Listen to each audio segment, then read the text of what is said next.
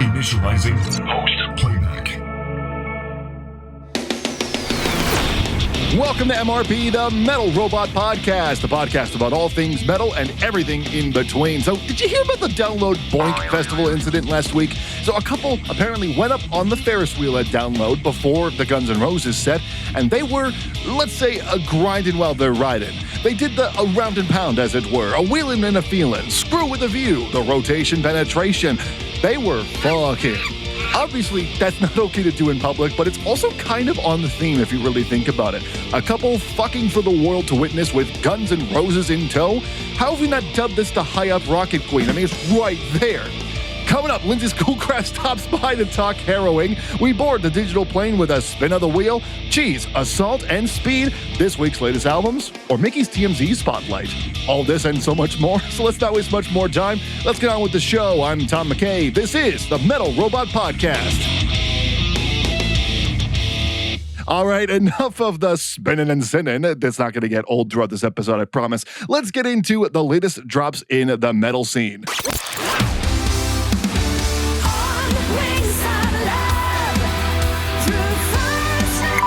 We start with a quest to develop lactose intolerance with Heaven's Falling, the debut album from Sweden's Shadowborne. Epic power metal that's said to be inspired by epic dark fantasy storytelling. Now, I like myself some power metal when the occasion calls for it. You know, the Power Wolves of the world, the Sabatons, the any hammer band, you know, that kind of stuff. Like, I'm down for the fantasy, the power, the epic struggles of good and evil and shit like that. That said, yes, sometimes it can get really fucking cheesy. Like, I love me some Manowar, but I am swearing off of having a good time 3 tracks in. With Shadowborne's debut album, it's a similar problem.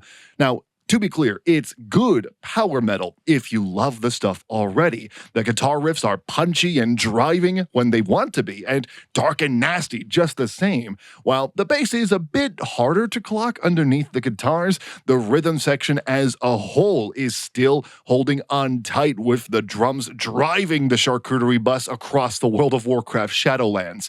And don't even start shaking a stick at the Parmesan on top of this. Those vocals are sick in their own right. Great for this power metal style with the right amount of grit and gravy to make a power poutine.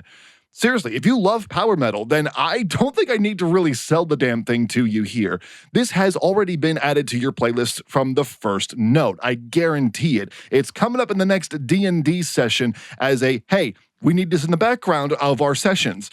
But, yeah, look, as much as I love power metal, I can't get the taste and smell of a Vieux Boulongais off of this thing. Like, it's, oh my God, it's, you know what it is? It's the fucking synths. Those synths on this thing, they are so in your face that you're practically kissing it. If I didn't know any better, actually, I'd have thought that Wolf and the Queen was an 80s workout tape thrown in by accident. That's the kind of shit we're dealing with here. Okay. Well, I'm coming off as a bit of a dick here. I'm trying not to be too harsh on this band. I mean, after all, this is their debut album. It's the first album that they are releasing as a band. But man, I'm sorry, even as a cheese lover, like, this shit is making me swear off of lactose for a while till my stomach settles. I feel like this thing needs a warning label on it or something, like most other cheesy power metal, like, warning, Pepto not included, that kind of thing, you know? That said, it's not a bad album overall. If anything, despite the strong aftertaste, it gives you exactly what you'd expect. Dark fantasy power metal. Heaven's Falling is an album that is not going to be for the power intolerant, but it just means more for those who will be more than willing to dig in. So for me, it's a 12 out of 15, bringing the Pepto.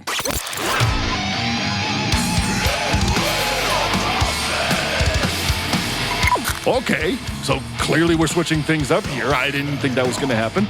This is Montreal's Conflux Collective, and this is their new album, In the Wake of Saturn. It's another debut in our show here tonight. I kind of feel like this is a bit evil, though, to do debuts. Like at this point, we're doing 2 of them. If I give a bad review at any point to these, like, that's the question. Does that basically mean that I'm taking lollipops from babies and punting them across the room for getting upset? It kind of feels like I'm doing that.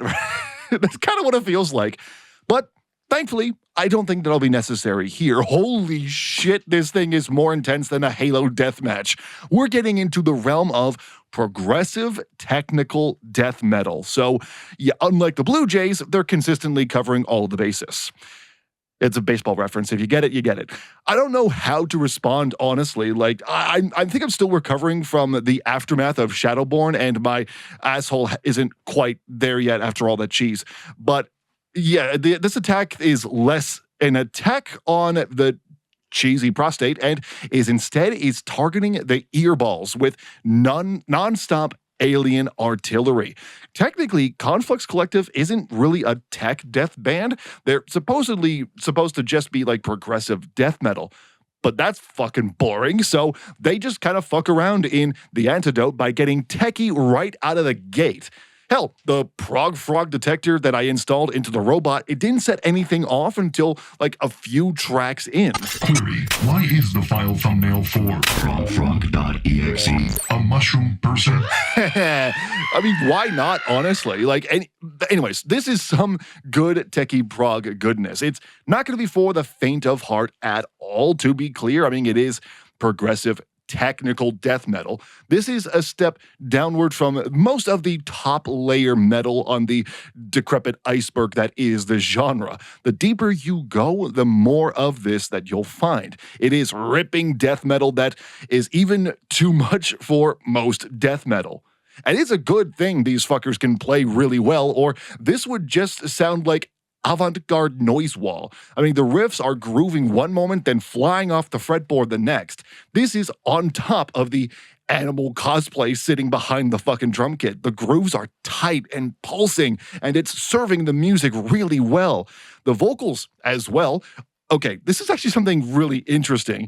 So the band seems to be mostly made up of multiple vocalists for this album from various other bands that got together to make this Franken vocal album. All these vocalists sounds really good to me. I mean, perfect for the genre overall.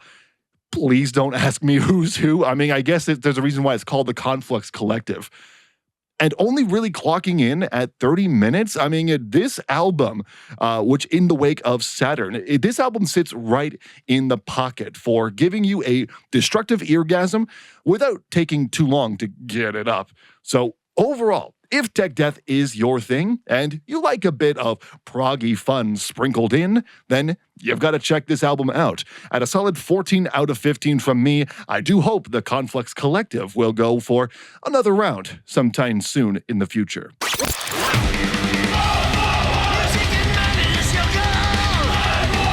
Vikings! Sorry, nope, not Vikings. It just felt appropriate here. Over to Belgium with Drakkar's Invasion. Speed and heavy Viking metal mixture here. Like, sort of if Vikings wrote like they were running to the hills, hocked up on amphetamines. Riffs are really cool here, ripping through flesh like a fucking battle axe in some moments, while doing a little groovy jig in others. Add in great bass playing with solid drumming and kick-ass vocals that have more grit than a white girl's brunch date, and it's a fun album to sink your teeth into. I'll admit, I'm kind of struck. I just realized I don't think I really explained the last joke. Grits, like the breakfast thing. Grits. You get it. You get it. I'll admit, I'm kind of struggling to stretch this review out a bit. Probably why I'm explaining my jokes. Because, I mean, there's not really much in the way of like huge, unique points for me to riff on. It's just a solid speed and heavy metal record.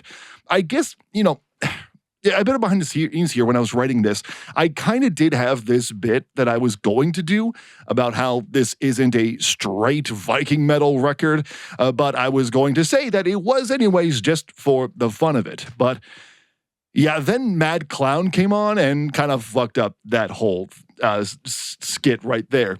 I mean, the shit sounds less like an invasion of the Great Heathen Army and more like Bjorn joined the circus as the bearded lady. I am not simulating that. You're no fun, man. I mean, can you at least generate like one of them like weird AI photos of this sort of thing? I am not that kind of AI. Bitch. Oh, well, fuck you too, dude. I guess if I can add anything else to this review, the album actually is not too long. Like, it caps off at around 37 minutes overall, and it doesn't overstay its welcome.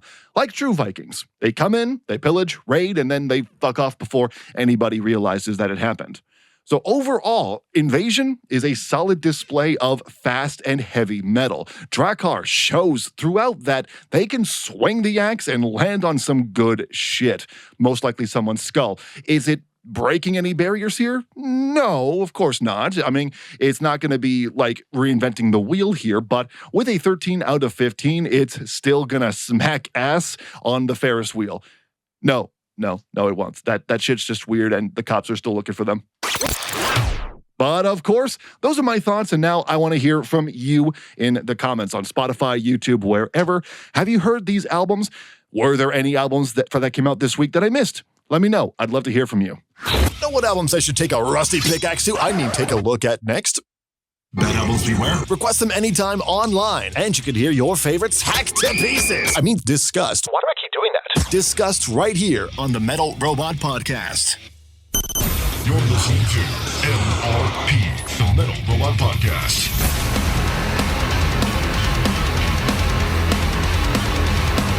Moving right along here, just like the gods intended. The irony of this segment coming back with the Ferris wheel news is just too perfect to ignore. But instead of giving the wheel and squeal, as it were, how about we spin a different kind of wheel?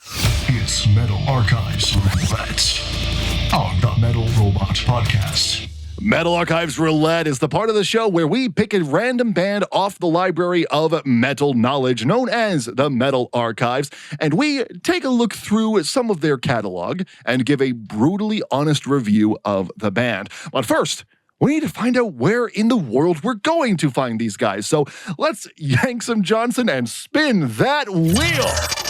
Come on, let's see, where are we going? Give me something good here. Give me something. Moldova. All right, a landlocked Eastern European nation sitting between Ukraine and Romania.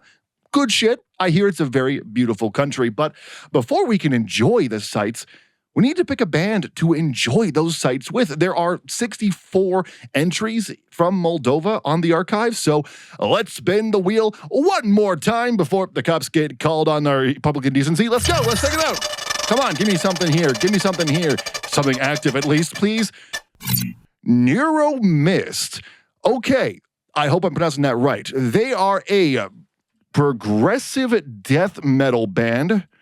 They are from the city of Chisinau, and they write songs about philosophy and human deception. So they formed in 2004. They've so far in that time released a demo, a full length, and 2 singles. Now, as far as I can tell, they're not on Apple Music or even Spotify. I can't find them there, but they are still on Bandcamp. So, all's not totally lost. We can, in fact, cover them. Robot, do me a favor and let's scan through their catalog. Just give me 3 songs to listen to. What is the password? Why is the password locked? Metal Robot is the AI overlord? Actually, you said it as Supreme Pumpkin Queen 666. but thank you for Yeah, you admitting just it. do it. Complete. Your 3 songs are Lost Grip. Okay. Crawling Through Existence. The Sixth Dawn 2013. Okay, so perfect. We got 3 songs. Let's lock and load and let's check this shit out.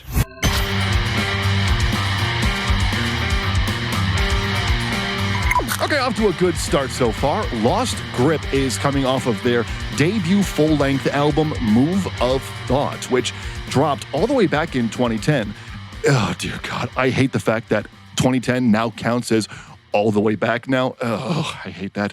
Anyways, prog right out of the fucking gate. I mean, it starts off feeling like a transition from the previous song on the album, which honestly, it probably actually is. I have no idea, and that's okay. You know what they say, why listen to a full album when you can just judge a band by one song? It's fine. It's perfect.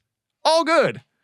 And if this one song has anything to depict about this band, it's a great clanky bass. Me likey a clanky bass. It just adds such great character to the mix alongside the guitar's intense riffs that also here are adding so much color. You're getting the prog right out of everything, right out of the gate. I also like the vocals so far on this song. They're not like what you would expect out of a most progressive metal. It is more rough around the edges, but it does work for this style either way. Delivery is, like I said, it's about as rough as a 2-ply roll of sandpaper, but consistently rough, so it does fit. And the same goes for the drumming so far as well. It's good shit right now. It's also very interesting that all of this, it feels like very rough around the edges as I hit the microphone to really exemplify what I'm talking about here. Very rough around the edges, totally professional stuff. They added a jazz break. They do add a jazz break. I mean, it's totally necessary because prog, I mean, it just makes sense. Don't question it. But it's funny. It sounds like jazz, but it's still death metal. So yeah, it's not making Adam Neely proud, but you know, it still might give prog metal fans an eargasm strong enough to release in 2 or 3 pumps. I am somewhat curious what the rest of the album sounds like too, but for now, we're just going to move on here. If you want to check out the album, I'll link to the Bandcamp page in the podcast description. But what's next?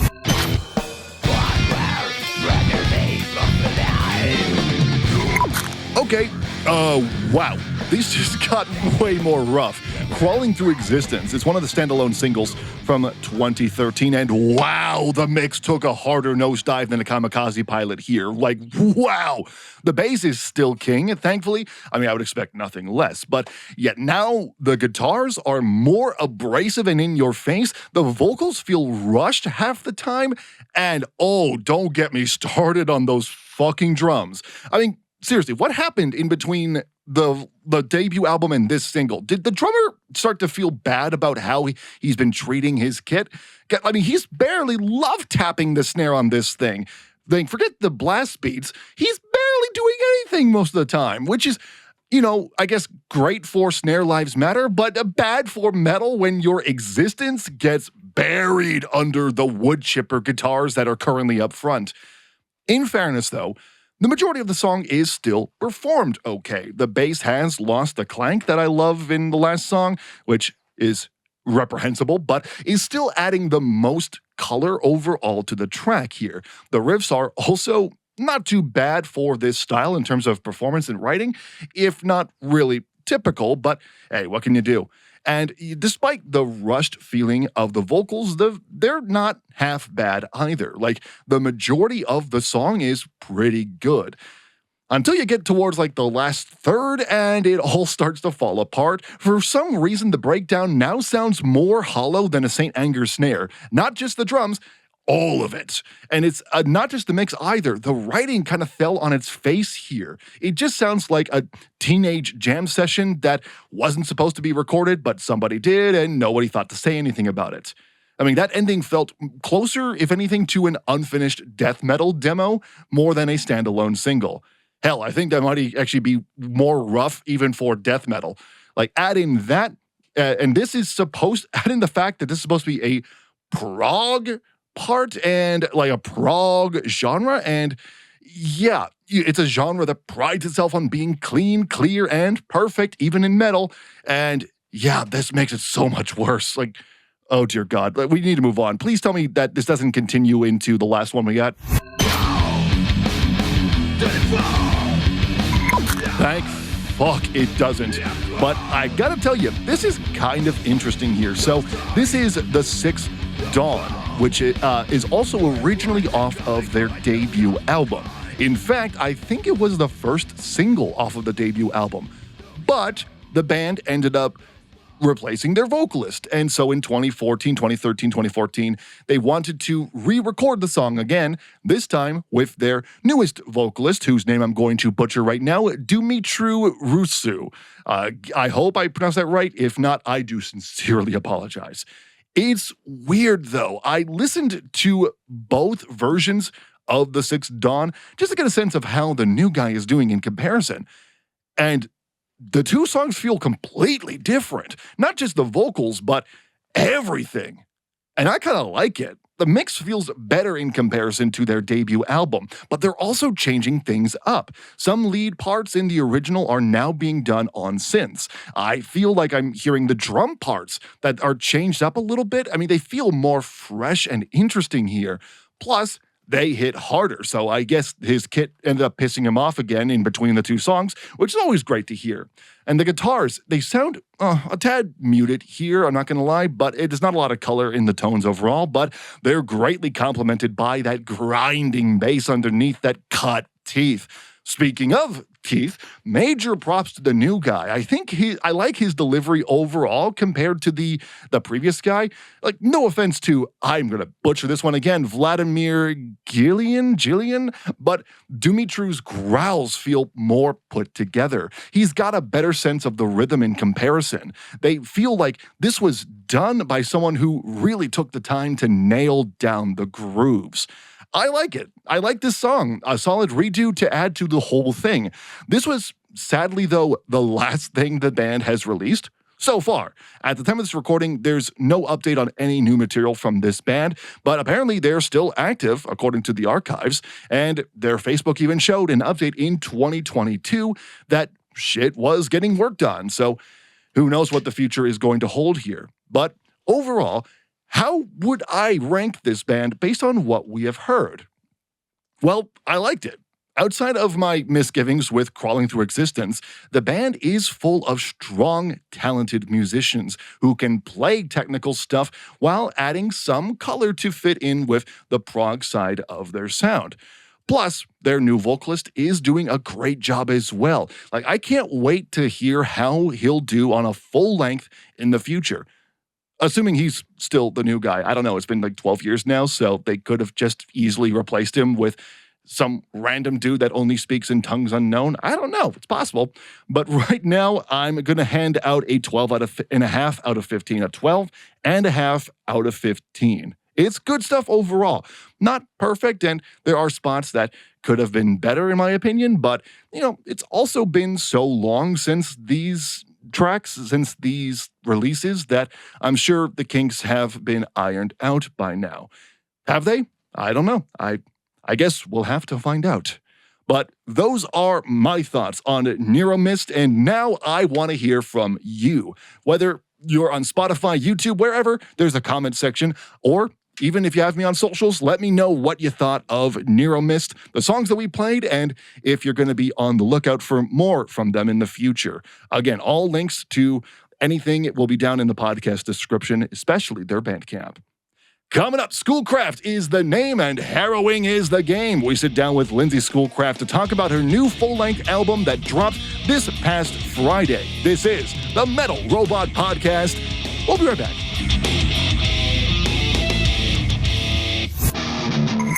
This episode is brought to you by you. No, I didn't steal your wallet.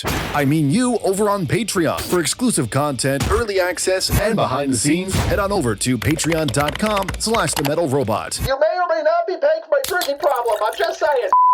This Tuesday on the Influencers of Metal podcast. Kazakhstan, Kyrgyzstan, Tajikistan, Turkmenistan. All the stands are together. All the stands. On the next show, No more talk of this Black Sabbath shit. Man, he doesn't get it. Fuck it, just to piss him off, let's play some fucking Black Sabbath. Hell yeah. Hell yeah, brother. the Influencers of Metal podcast with Collin and Tom. New episodes twice a week. Subscribe wherever you get your favorite podcasts. You can stay up to date with all things Metal Robot. But what if I don't want to? Well, that's good for you. Oh, and don't mind the wall of death hurtling towards you. The what? Oh, what the fuck? Oh, God. Oh, no, my legs. I was not ready for the quiz, Mike. Everyone else in the pit, here's what you need to know. Facebook and Twitter. At the Metal Robot.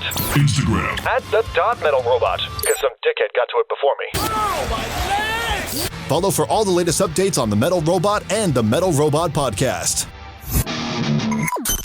You're listening to MRP, the Metal Robot Podcast.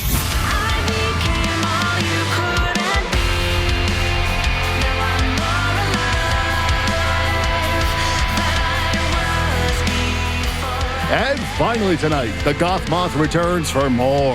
One of Canada's best-kept secrets would actually surprise you.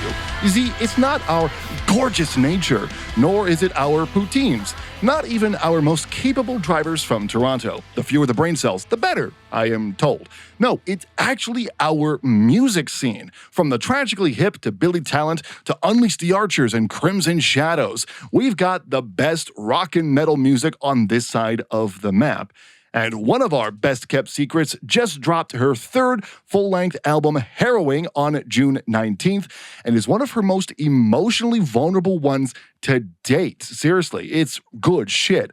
To talk all about it and so much more, please welcome our dear friend Lindsay Schoolcraft right here on the Metal Robot Podcast. Hi, Lindsay. Hi.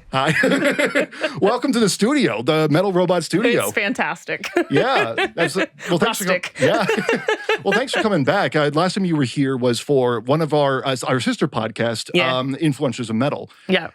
We were talking about like what we've been listening to at the time, and also getting into Pokemon. Oh yes, of course. Lots and lots of Pokemon. Mm-hmm. Oh God, that was something. I was thinking about that. Yeah. Yesterday, and I actually found the shirt. It got buried in my my pile of clean laundry, and I was like, oh shoot, okay. Hey, I remember that. There we go. But thank you. You're welcome back to the show, and you've got another album ready to go here, Harrowing. I mean, I remember hearing for years after Martyr, after Worlds Away, that you were wanting to do something more heavier. Yeah. You wanted to do something that blows out the speakers. And lo and behold, I think you definitely did that. I don't think I was properly prepared for that. So, but what dark being willed this version of Schoolcraft into existence here? Oh gosh. It was definitely Rocky's fault. Because just blame Rocky. Yeah, Rocky. He's not here. So. Yeah, no, he's the best. He started sending all these like heavy riffs. Like he teamed up with his buddy Brian Cook, and they just started, sending me all these like really heavy, dark, menacing riffs, and I'm like, okay, like I can get behind this. Yeah. And then I just think like I'm one of those people, I can talk through anything, and I can see like. I can rationalize things, especially with therapy and like whatever I'm going through. But like, I think it's true when they say I don't know who they are, but when they say, you don't really know healing until you've experienced that, like that layer of rage.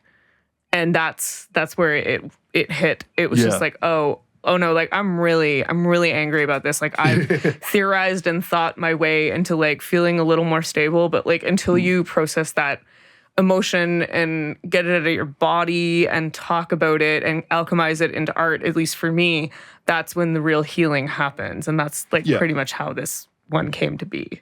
So this is like sort of like your own therapy session is this album? Oh, every song. Oh, every song. Forever. Yeah. But this one was like, this is like the rage room. This is the rage room.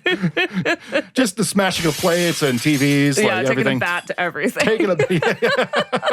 Basically. Yeah. Oh, I still got to go to a rage room at some point. I hear it's very cathartic. Yeah, I've been meaning to. I keep telling a lot of certain friends, I'm like, we should go together, but then we just never do. Yeah. That's just adulthood, just making plans and then like never actually solidifying them. I mean, welcome to adulthood. You've completed the checklist. Yeah. Like we should do this. Never makes plans. Yeah.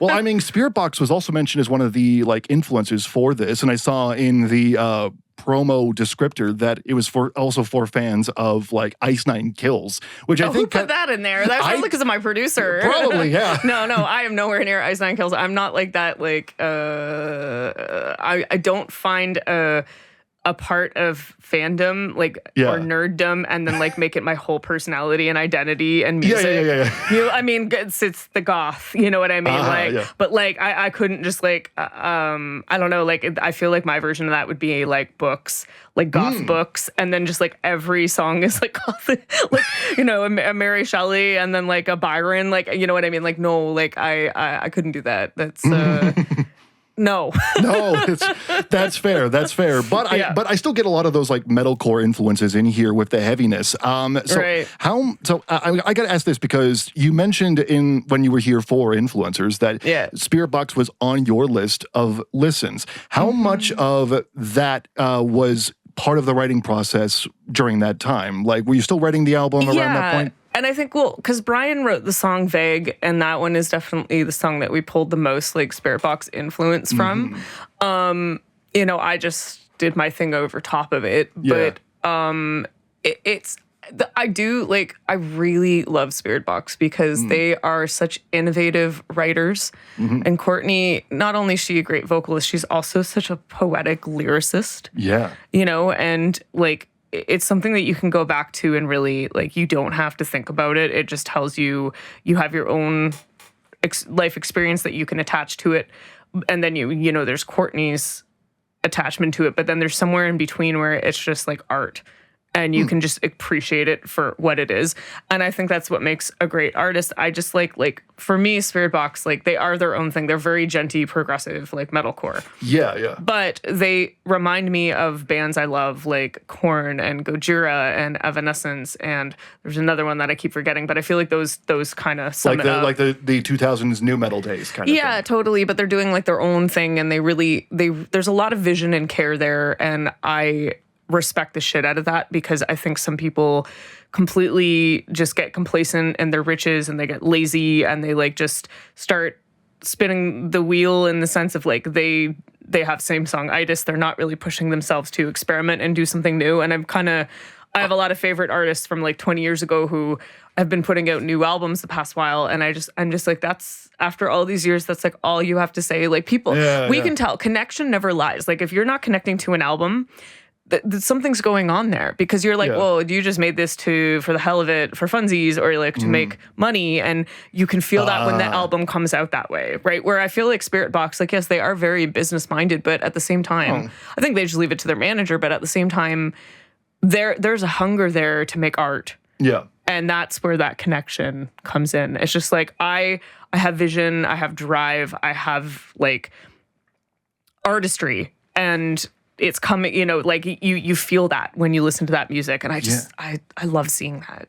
Yeah, I feel like the majority of the time it's like Breaking Benjamin syndrome, where it's like the same album over and over again. I didn't even know that. I barely know any other songs. I love Breaking Benjamin. They're like one of my one of my influences for like music writing. Right. You won't hear it a lot on Cult of the Demon Sultan at all. I figured this. I'm like, I've heard your stuff. What? Wait. There's a little hint. Like it's the melodies are fantastic from what I have heard. Yeah. Well. I mean, I'm sure you feel that because you're one of the parts of that.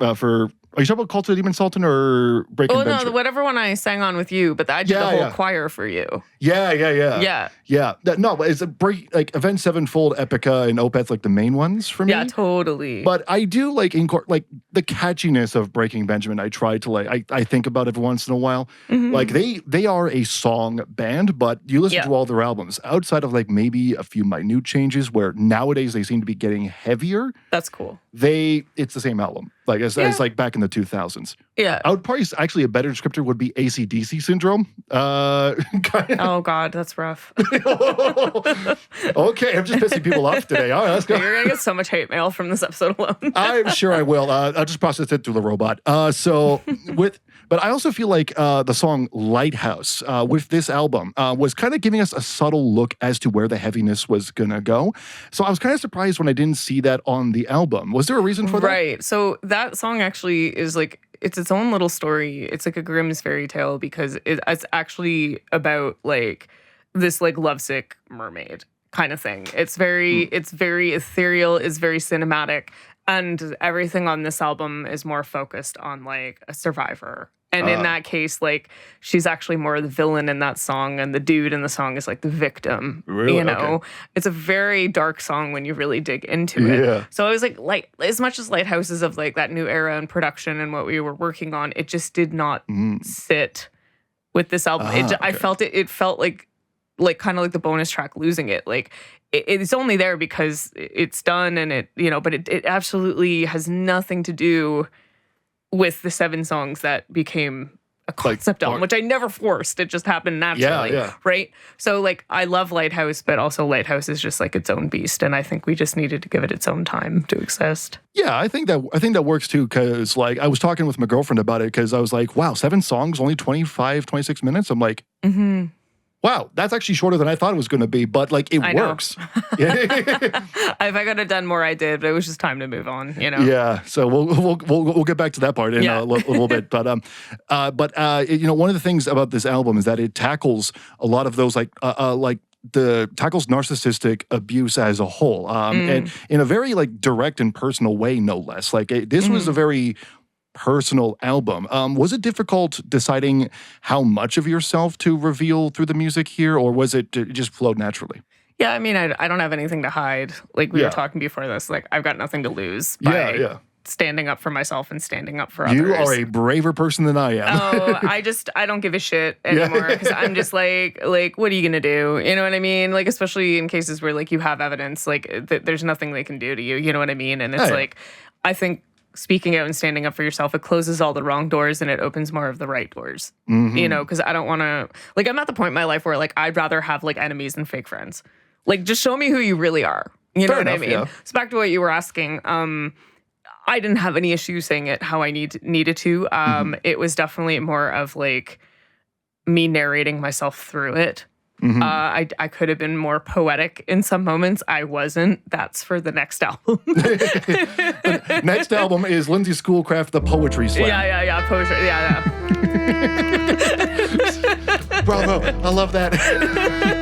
Yeah. So that's more what, like, cause you know, it just when you're a creative person and you look at like what influences you, you're like, okay, like this is, I did this album when I was 36. You have to understand, it's been 4 years. I'm 40 now. I'm a completely different person.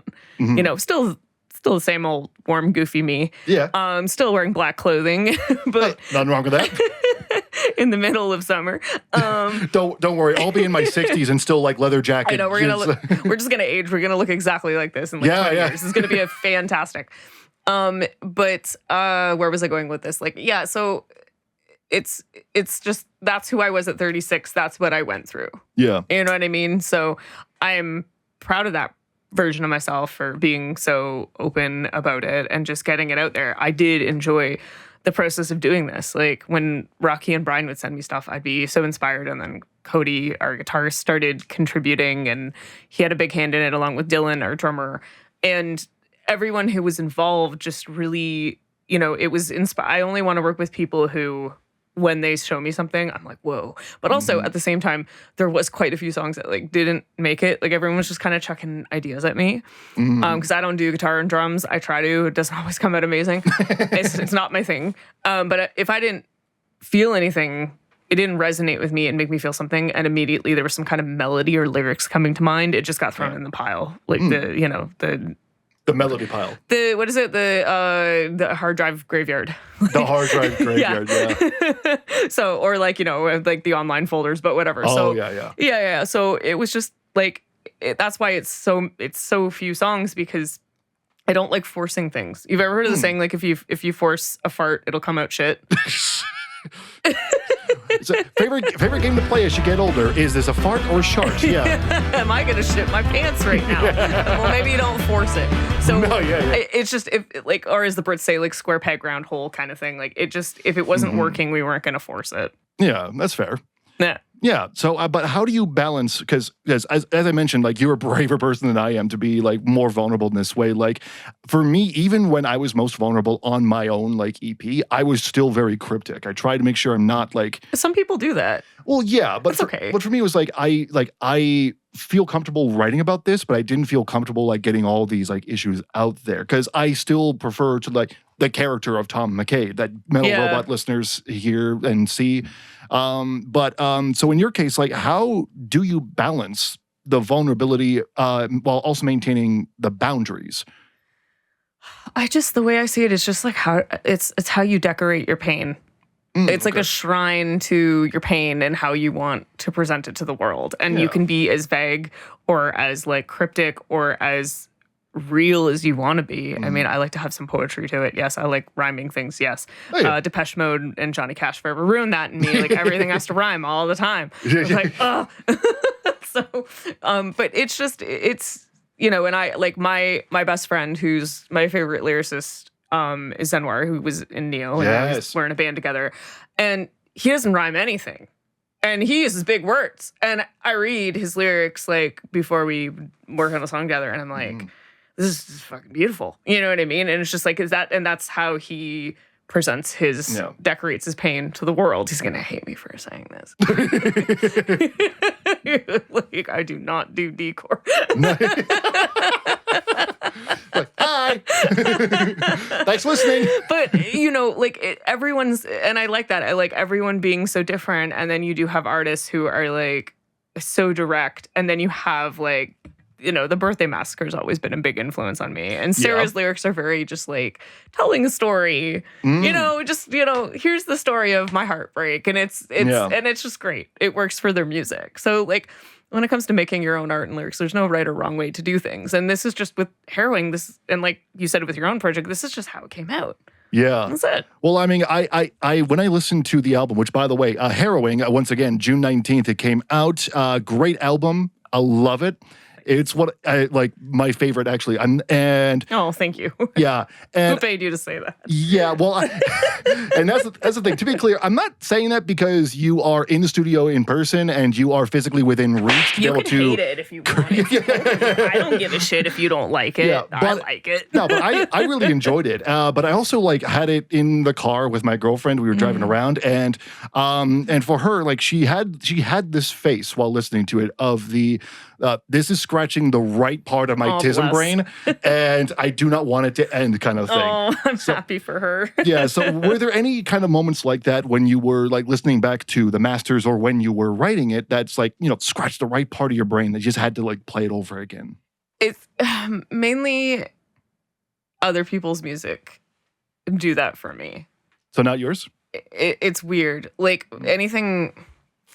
Like when I listen back to like Antiqua, there's 6 other people and I admire the shit out of all of them. So like hearing what they contributed, it scratches that part of my brain and I'm like, oh, I get to be a part of it. That's it. But when I'm listening to my own stuff, I'm just like, man, I'm like, it's this weird to me. It's like I wake up every day.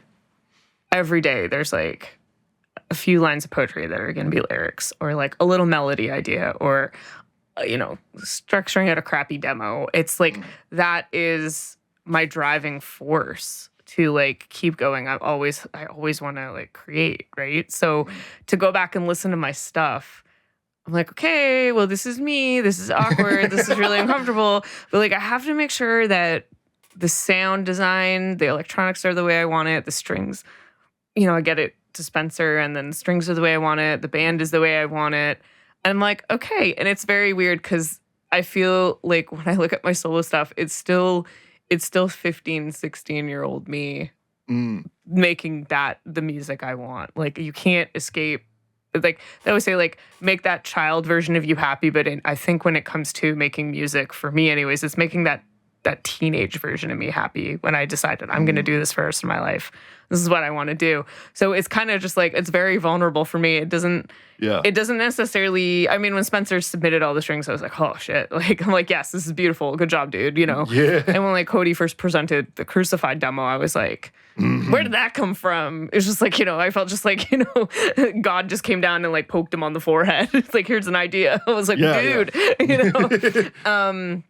But yeah, I don't know. It's very strange. Like there's artists out there now that absolutely scratch the best parts of my brain. But for that to do that to myself, I don't know. That's like very like Dorian Gray. I mean, fair enough. It's very weird. Well, obviously, like, because even I'm kind of the same way. Like, I don't mind the sound of my voice, but even I'm like, oh, why did you sound like that? But I know. But I know, like when. Going back to the Call to the Demon Sultan, when you sent over the stems for your vocals, I was like, holy shit, this is actually, it's scratching the right part of my brain. Oh, that's so sweet. I think just like Devin Townsend pointed it out, you just at points get sick of your own voice. You just don't, like, and I have to live with this voice every day, this talking voice and its many inflections and pitches. And then also my singing voice. And some days I'm digging my own singing voice. And other days I'm just like, Dude, you sound like a nasally teenager. Oh my like, what are God. you doing? Like, I found that the most when I started this podcast. I can't listen to the earlier episodes like anymore. you're just younger and full of caffeine. The full of caffeine, yeah, caffeine's good, but it's also like I could tell, like in the first episode especially, like I just woke up when I started recording. Oh my that. God, you're brave. I can Why tell. do you hate like, yourself? listen, it all goes back to my child. No, Oh God, here we go. yeah, the story of my life. And one of the things, and as we mentioned, this album it's shorter this time around. Yeah. Like I double checked it. I'm like, Martyr was like 47 minutes, give or take. Oh yeah, we had Like, a lot to say. We also it was had a like lot. we had like Yeah. 20 songs before Yeah. we cut it down to 13 with Martyr. Well, that's the thing Yeah. I'm about to ask, because like knowing like how most albums are made, how many songs for this album did you actually write like before you cut it down? I think there was about 3, 4, maybe 5, 6 more, but like they just weren't. They connecting. weren't hitting the They vibe. just like, weren't. Yeah, they just it just wasn't like ever. It was like on Martyr, I really struggled with the song "Dangerous Game." It took me. I just fought with that thing for like 8 months lyrically and melodically, and Rocky be like, "You can do better," and I'm like, "I don't want to do better. I'm done. I hate this song." like, but no, you can't make me. yeah, don't. But he really like. That was like an old We Are the Fallen demo. He's like really pushing me to see it through, and I'm glad he did. Like, I think that's like the second most listened song on evil Spotify. But oh fuck that shit. Evil. You know how it is. I have a lot of opinions. Again, rabbit holes late at night, not good for Yeah. me. But we don't need to go there. No. Let's focus on the music. So, it's just me pep talking myself back into a good place. What was I gonna say? So where were we with this? Yeah, like. I don't know. It just if I was really vibing it, it stuck, and that's why it is only 7 songs. There's a bonus track, and you can definitely say that like Lighthouse came out of this. So like this time working with JD, there's like 9 songs. Yeah. But Lighthouse and Losing It don't make sense in this story. Yeah. So I mean, that was it. That's all we had to say, and we were just kind of like with dealing with a big producer and his schedule and being pushed off a little bit. Like we were just running out of time. Yes.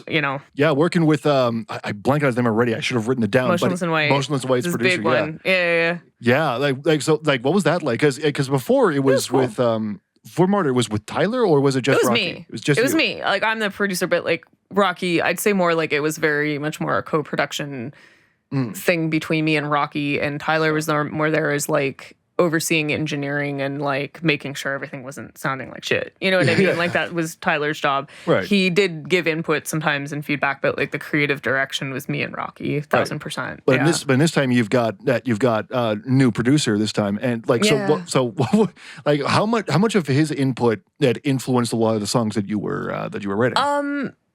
I mean, he's very go.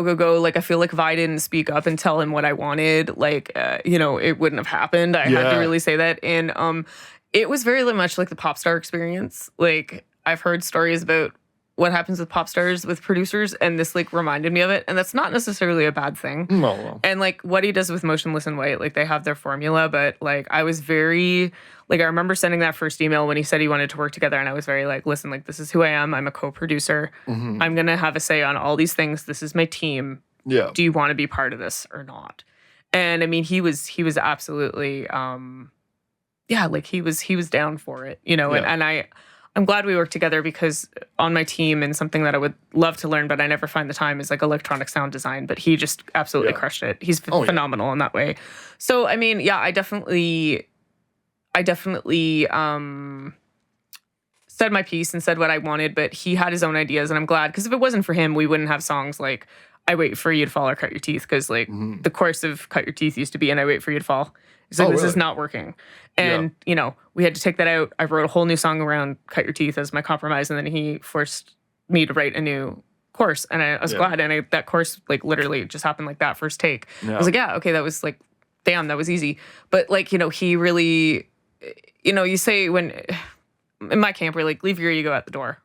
Oh, you always have to, yeah. But also, if you're really emotionally attached to something, that also is kind of the ego coming in. Well, yeah. And you have to let it go. And he's like, listen, we'll go on this path. If you don't like it, we can always just, hit the undo button like 40 times. Yeah. Well, every artist has a vision, but when you go into the studio, like sometimes you just like, and this is something I think even like most mixing engineers will like rant about. Like I know Glenn Fricker from Spectre Sound has talked about this a lot. It's like, it's like you have like you create this awesome guitar tone that sounds awesome to you, put it in the mix. Why does it sound like shit? It's just not working with everything else in there. Right. Yeah. So it's a balancing act when it comes to the mix, and the then EQ and all that. Yeah, and then when you fix it and you send the like first revision back and the guitarist comes back, why did you change that? I liked it that way. And it's like sometimes you gotta like just let the have your vision, of course, but like let the producers like do their job because they know a thing or two about like. Yeah, the biggest thing was with our sound design. Like he would put in sounds that he thought were cool, and I'm like. That sounds like you are like, like just silly examples. It's like, it sounds like you're just like beating someone with a rubber tube. Like we can't, I'm sorry, but like the visual that sound gives me is not good. Like there's this, for example, there's this Canadian electronic artist named Rez. She's like dubstep, but like a lot of dark electronic music. She has some songs where it sounds like someone's drilling into your teeth and I can't listen to the songs because I have like dental trauma.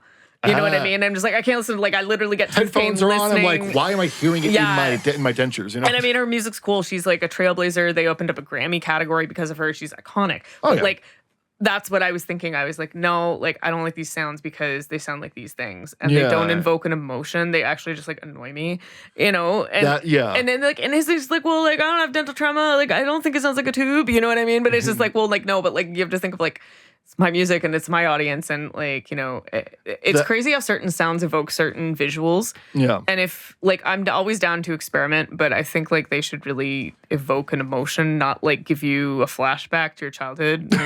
Being beaten over the head with like a tube, you know what I mean? Like I don't know. So or like bonk like this. Yeah. That's just an example. Like I'm definitely embellishing like a situation, but like it was always just like a good, it was a good compromise. But like he definitely, because we were, like we'd wait so long to get in with him, and then when we got in, we were very crunched for time. It showed me like very good executive decision making, but sometimes like I did have to like forfeit to like the betterment of the song. Yeah. You know what I mean? It was I learned a lot. Like it was a great experience with him. Like when we were in the room together, it was awesome. So yeah, that's the thing is like sometimes like, you might not like all the decisions that are made by the producer for a good reason, right? At the end of the day, it's your call. Yeah. But, it's always good to know that when they do make suggestions that they do work sometimes. Yeah. And, it's always good to have a producer you trust. Yeah, and it was great because the first song we did together was Losing It, which became the bonus track, and we did that song in like 2 days. Yeah. And he's like, wow, that was like really fast. And I'm like, well, like, yeah, like I'm a trained vocalist and like I rehearsed and I like, you know what I mean? Like I brought everything to the table on that, and he was just like, oh, okay, like let's work together more. And then we did Lighthouse, and that went by really quickly. And then he's like, yeah, let's just do the whole album together. And like, just because of his schedule, like we wanted more time and we wanted to do more songs, but we would have been waiting another like 2 years. Like he's a man in demand. So we're like, let's just wrap this thing and like move on. I'm ready to do something I've had some of this songs since I was in my 20s. Can we please finish the goddamn album? Please. Well, now the songs are done and they're coming out, or by the time people are listening to this, it has come out. You've got a live show as well coming up for a full release in July in Oshawa. Yeah. What songs off of this album, as you start to prepare for that, are you dreading playing live? Either for like technical difficulty, like it's easier to do in the studio, or for emotional difficulty, like this is just really hard to do, period? I don't know. I've started rehearsing the songs. I don't know. I can't answer this until I actually play the show because we're playing all of them. We're playing all of it, all 9 songs from the past few years, and then just like some stuff off of Martyr and a cover, which like Cody essentially bullied me into, and I was like, okay, fine, we'll do it. Do we get a spoiler on what cover that is? No. Keep that tight-lipped on NDA. I'll make sure there's video of it and people get to like see it eventually. Okay, can you tell me this much? Is it going to be one that people have been asking for, or one that people would expect you to cover? It's like expected and unexpected. It's like, oh yeah, okay, I can see that. You're a fan of that band, but also like, man, out of all the things I thought you'd cover, that was like the bottom of the list for me. You know what I mean? So does that mean I should be telling Collin that you have not covered that ABBA song yet that he's been telling you about? Which one? I forget already, but it's like we had it on one of our influencers episodes, but it was an ABBA song. Oh, ABBA. No, I'm not. Not ABBA. I'm never. There's some artists that you should never try to cover. That's like ABBA, Queen, Backstreet Boys. Like I just don't think no one else can sing Backstreet's Back. No, that's their goddamn song. You know what I mean? Like, why are you covering this song? You fool. I'm sorry. Lindsay's back. All right. Yeah, like just, oh dear God. You look up cringe in the dictionary and that example is right underneath the description. So so we've just been, we have like the album coming out this week. Like we're recording this on the 16th and we have a big listening party like going on with like the album people and everything. Yeah. And then, the week after that, like it's like, I know I have to do our own orders out of my apartment because I'm a crazy person. And then I can like fully focus on this show and giving it my all. But it's been a tough road. Like I've had health issues. I've had to go back to the gym. I complain about it every day. My partner is so patient with me. Yeah.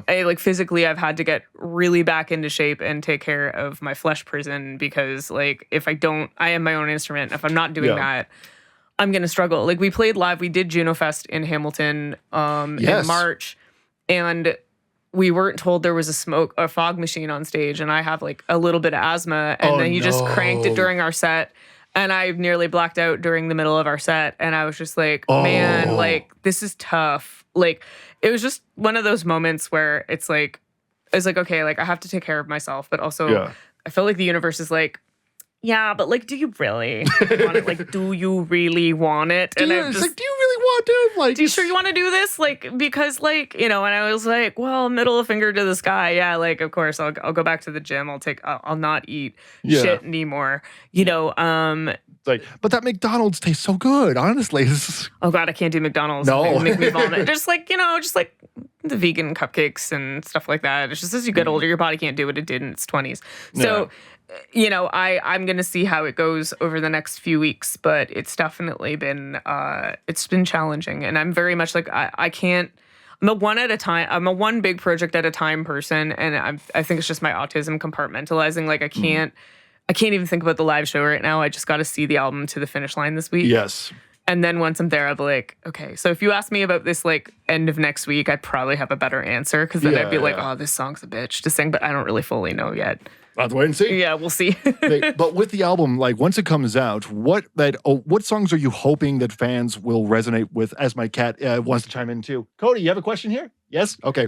So what songs are you hoping that fans will resonate with the most off of this album? Whatever they resonate with, I just hope it finds the people who need it. And even if it's the whole album, if it's just one song, I hope that it gives them some kind of comfort or clarity, whatever that may be. It could be an album that wakes you up out of the horror that you're going through, or you've gotten yourself out of it and now you just need someone to understand you. Whatever it is to the listener, I just hope that it brings them something. Yeah. Or if not any of that, they at least have a great sounding album that scratches the right part of their autism brain. I hope so. I feel like for like every metalhead, there's something in here. I mean, I'm probably going to get slaughtered on Reddit for saying that, but like that's the bowels of humanity. So that's on you if you're spewing shit there. Let the 4chan gremlins like argue about this shit. It's like, sorry, you don't have to go touch grass. Grass? No. Oh, God forbid. No, sunlight. I sizzle. Yeah, exactly. It's just like, but I really feel like whatever music you're into, or like if you like electronic, classical, metal, there's like something here for everyone. Oh yeah. So if they decide to listen, if anyone takes the time, I'm just grateful. Yeah. Now, normally, because you remember this from the first interview that we ever did, that my usual like end of the interview question is, what if you could be any cereal box character, who would you be?